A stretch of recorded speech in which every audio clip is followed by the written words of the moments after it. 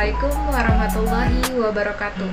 Perkenalkan, saya Putri Ainun Mardiah dengan NPM 2151040400102 dari Prodi Manajemen Bisnis Syariah Fakultas Ekonomi dan Bisnis Islam Universitas Islam Negeri Raden Intan, Lampung. Hari ini saya akan menjelaskan tentang pengertian, jenis, dan karakteristik dari aset tetap untuk memenuhi tugas yang diberikan Ibu Rosi Dalina Putri dengan mata kuliah pengantar akuntansi 2. Yang pertama, saya akan menjelaskan tentang pengertian aset tetap. Aset tetap adalah properti atau peralatan yang dimiliki perusahaan untuk menghasilkan pendapatan. Aset tetap memiliki sifat jangka panjang dan tidak bisa langsung menjadi uang tunai dalam waktu 1 tahun. Berbeda dari barang inventaris, di mana perusahaan barang inventaris agar mereka bisa menjualnya kembali secara langsung atau bergabung ke dalam produk yang akan dijual. Aset tetap dengan inventaris itu berbeda. Aset tetap merupakan barang yang sangat penting bagi sebuah perusahaan dan dibeli atau disewa hanya sekali dalam beberapa tahun. Selanjutnya saya akan menjelaskan tentang karakteristik aset tetap. Perusahaan membeli aset tetap dengan tujuan sebagai keperluan produksi atau pasokan barang dan jasa. Yang kedua, sebagai penyewaan untuk pihak ketiga atau perusahaan itu sendiri yang menggunakannya. Istilah tetap dalam aset tetap menunjukkan bahwa aset-aset ini tidak akan habis dalam tahun akuntansi. Aset tetap biasanya memiliki bentuk fisik dan tercantum di neraca sebagai properti, pabrik, dan peralatan.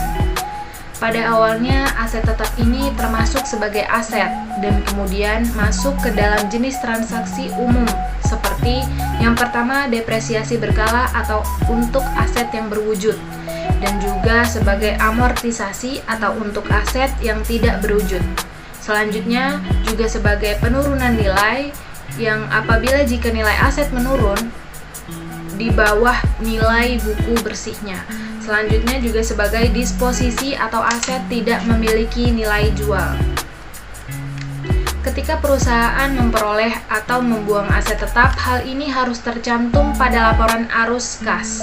Pembelian aset tetap merupakan arus keluar bagi perusahaan, sedangkan penjualan aset tetap merupakan arus kas yang masuk. Jika nilai aset jatuh di bawah nilai buku bersihnya, maka aset tersebut mengalami penurunan nilai. Dengan begini, nilai aset tetap yang tercatat di neraca harus sesuai ke bawah, karena nilainya terlalu tinggi dengan nilai pasar. Kemudian, ketika aset tetap telah mencapai akhir masa pakaiannya, biasanya aset tersebut akan perusahaan jual untuk memperoleh nilai sisa yang merupakan nilai estimasi aset jika aset tersebut dipecah dan dijual sebagian. Dalam beberapa kasus, aset dapat menjadi usang dan tidak ada nilai jual. Jika hal ini terjadi, maka biasanya perusahaan akan mendonasikan aset tanpa memperoleh imbalan. Namun, jual atau tidak, aset tetap harus hilang dari laporan keuangan karena perusahaan tidak lagi menggunakan aset tersebut. Saya akan menjelaskan tentang contoh aset tetap. Berikut ini adalah beberapa contoh aset tetap. Yang pertama yaitu tanah, bangunan kantor, kendaraan, pabrik, mesin manufaktur, dan juga perabotan.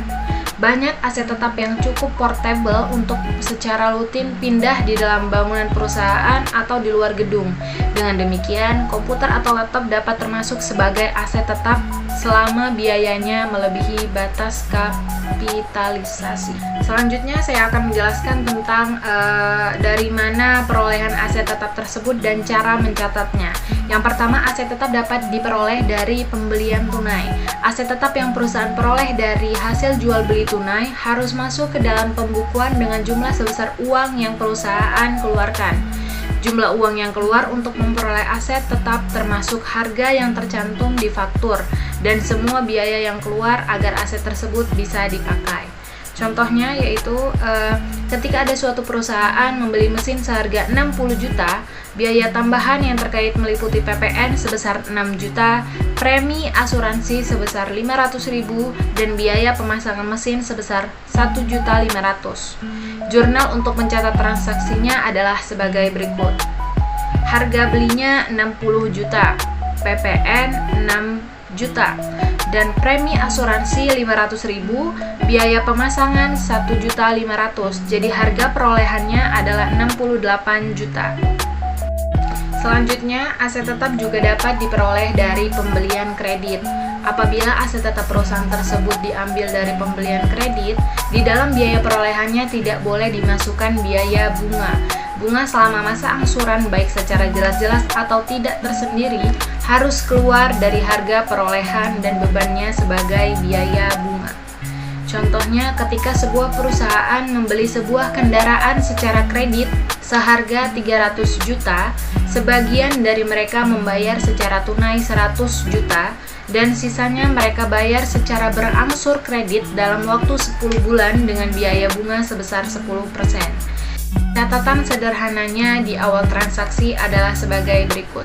Biaya perolehan kendaraannya sebesar 300 juta rupiah, kasnya sebesar 100 juta rupiah, utang perusahaan sebanyak 200 juta rupiah, biaya angsuran per bulan 10 kalinya 20 juta rupiah, dan biaya bunga 10% dikali 10 bulan adalah 20 juta rupiah.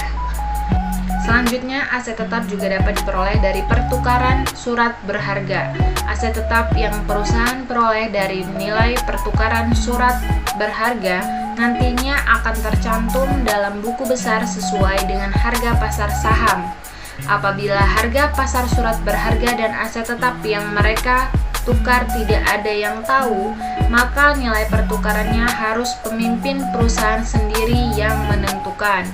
Nilai pertukaran ini berguna sebagai dasar pencatatan harga perolehan aset tetap dan nilai-nilai surat berharga yang perusahaan keluarkan. Contohnya, ketika ada sebuah tanah dengan harga pasar wajar sebesar 400 juta rupiah, diperoleh perusahaan dengan menukarkan salah satu gedungnya. Harga perolehan gedung menurut catatannya sebesar 500 juta rupiah dan telah disusutkan sebesar 200 juta rupiah.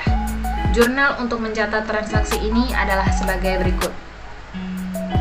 Harga pasar tanah sebanyak 400 juta rupiah, harga gedung yang diserahkan 500 juta rupiah, dan jumlah penyusutan gedung 200 juta rupiah, harga gedung setelah disusutkan 300 juta rupiah, dan laba pertukarannya sebanyak 100 juta rupiah.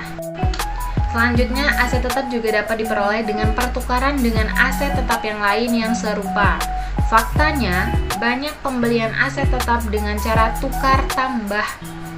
Aset lama nantinya berguna untuk membayar aset baru, baik seluruhnya maupun sebagian, di mana kekurangannya perusahaan bayar secara tunai.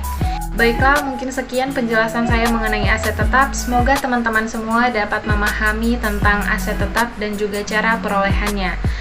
Saya mohon maaf apabila ada kesalahan, dan saya akhiri. Wassalamualaikum warahmatullahi wabarakatuh. Don't forget to like, comment, and share ya. Bye-bye.